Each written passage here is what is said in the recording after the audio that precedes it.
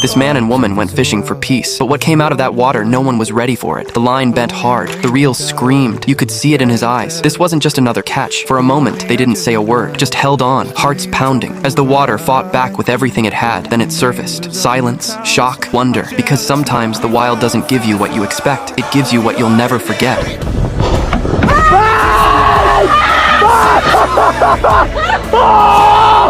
Incredible, guys. He's so beautiful. Beautiful. Look at the size of his lips, though. Oh, like, wow. come on. That's massive, right?